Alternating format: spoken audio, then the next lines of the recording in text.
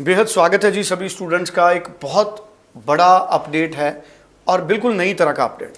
बहुत सारे students India के बहुत सारे प्रोविंस से जिन स्टूडेंट्स को ऑस्ट्रेलिया से रिफ्यूज़ल मिल रहा है, वो स्टूडेंट्स जर्मनी की तरफ अट्रैक्ट हो रहे हैं। ट्रेंड है, जर्मनी अप्लाई कर रहे हैं और उनको जर्मनी से वीज़े भी मिल रहे हैं।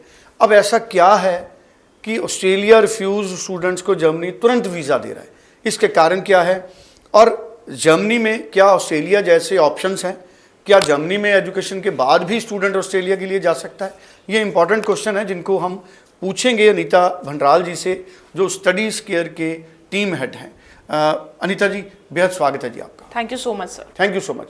अनीता मैम, यही मेरे क्वेश्चंस हैं कि ऑस्ट्रेलिया रिफ्यूज जर्मनी का वीज़ा, ये नया ट्रेंड मैंने देखा है जी।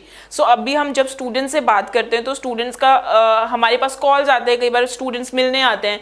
तो अगर उनका ऑलरेडी ऑस्ट्रेलिया रिफ्यूज है, they are looking for the, अगर मैं ऑल्टरनेट ऑप्शन की बात करूँ तो मैक्सिमम जो स्टूडेंट्स हैं वो जर्मनी को प्रेफरेंस दे रहे हैं। उनके रीजंस हम लोगों को जो रीजंस पता चले हैं वो ये है कि देखिए, एक तो अगर मैं ऑस्ट्रेलिया में बात करूँ तो ऑस्ट्रेलिया में जो उनके पास जो क्वालिफिकेशन होती है, Australia is providing bachelors and the masters. Same Germany भी बैचलर्स एंड मास्टर्स ही प्रोवाइड कर रहा है। ऑस्ट्रेलिया में भी जो बैचलर्स होगी वो 3 साल की बैचलर्स रहती है, मास्टर्स 2 साल की रहती है। सेम जर्मनी में भी सेम वही चीज़ है कि 3 साल की बैचलर्स करवाई जाती है स्टूडेंट्स को, and the masters is the 2 year. तो ये 2 सिमिलैरिटी है जिसकी वजह से स्टूडेंट्स जो हैं वो जर्मनी की तरफ अपना जो प्रेफरेंस है वो लेके चल रहे हैं। वही अगर मैं कनाडा में बात करूं तो कनाडा में उनको माइंड मेकअप करना पड़ता है कि अगर उनको बैचलर अप्लाई करनी है तो वो 4 साल की बैचलर उनको करनी पड़ेगी। सेम यूएस में भी, तो वो इसीलिए ये एक रीज़न है कि जो ईयर ऑफ एजुकेशन है वो सेम है।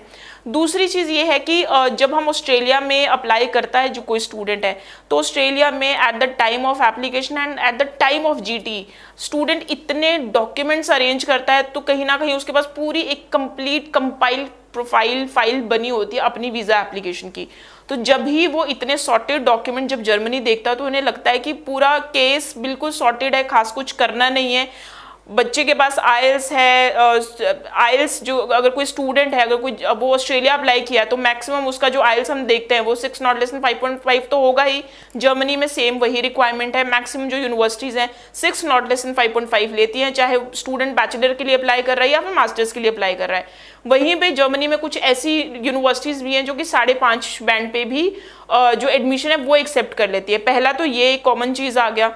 दूसरी ये चीज़ है कि जो फंड्स हैं, वैसे तो हालांकि जर्मनी में आपको फंड्स दिखाने की ज़रूरत नहीं पड़ती है, बट कुछ लोगों का होता है कि जस्ट टू शो द अपनी प्रोफाइल को बहुत स्ट्रॉन्ग दिखाने के लिए, तो उनके पास वो रेडिली अवेलेबल होता है क्योंकि उन्होंने ऑस्ट्रेलिया में वो कंप्लीट प्रोसेस किया होता है।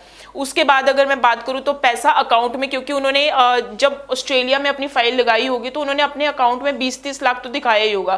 तो अगर मैं वहीं पे जर्मनी की बात करूँ तो ब्लॉक अकाउंट और ट्यूशन फीस सारा सब कुछ मिला के भी उनका जो पूरा एक्सपेंस आता है वो 17 से 18 लाख का आता है। तो ये चीज़ें हैं, उनको जर्मनी ऑस्ट्रेलिया का एप्लीकेशन प्रोसेस करने के बाद स्टूडेंट्स को जर्मनी का प्रोसेस अपने लिए बहुत ज़्यादा इजी लगता है। अगर मैं वीज़ाज़ की बात करूं, ऑफर लेटर जर्मनी में मतलब आपका विद इन 1 वीक आप एक्सपेक्ट कर सकते हो। वहीं पे कुछ यूनिवर्सिटीज़ ऐसी भी जो 3 से 4 दिन के अंदर भी ऑफर लेटर दे देती है।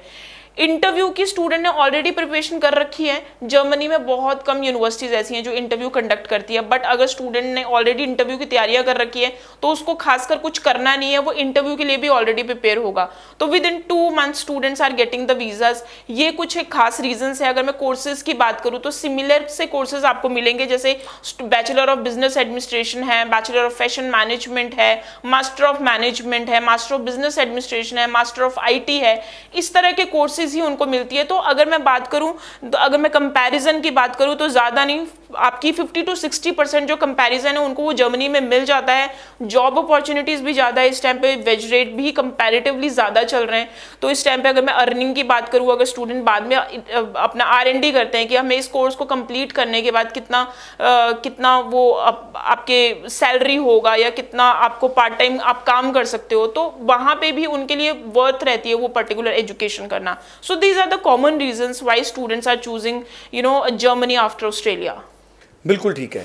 ऑस्ट्रेलिया रिफ्यूज्ड, आपके पास स्टूडेंट्स जो अप्लाई करने वाले हैं जर्मनी, उनकी संख्या अचानक आपके पास भी इंक्रीज हुई है? जी बिल्कुल, वही मैंने आपको बताया है कि हमारे पास वो इंक्रीज हुई हैं, हमें कॉल्स आते हैं, स्टूडेंट्स जो हैं वो वॉक इन जब वो करते हैं, जब वो बताते हैं हमारा ऑस्ट्रेलिया का रिफ्यूज़ल आ चुका है, क्योंकि ऑस्ट्रेलिया में रिफ्यूज़ होने के बाद एक बार अगर एप्लीकेशन रिफ्यूज़ हो गए तो आप दोबारा से रीफाइल नहीं कर सकते हैं। तो जब उनसे बात करते हैं कि ऑल्टरनेट ऑप्शन क्या देख रहे हैं, तो उनका आंसर होता है Germany, we are looking as an alternate option. जी चलिए, thank you so much Anita ji. और सारे स्टूडेंट्स जिनका रिफ्यूज़ है ऑस्ट्रेलिया से या कनाडा या यूके से, अगर वो रिफ्यूज़ हैं तब भी वो जर्मनी के लिए अप्लाई कर सकते हैं। स्क्रीन पे नंबर है, आप इंडिया के किसी भी हिस्से से इस नंबर पे बात करें, आप ऑनलाइन भी अपनी जो फाइल है उसको अप्लाई कर सकते हैं। Thank you so much. Thank you so much.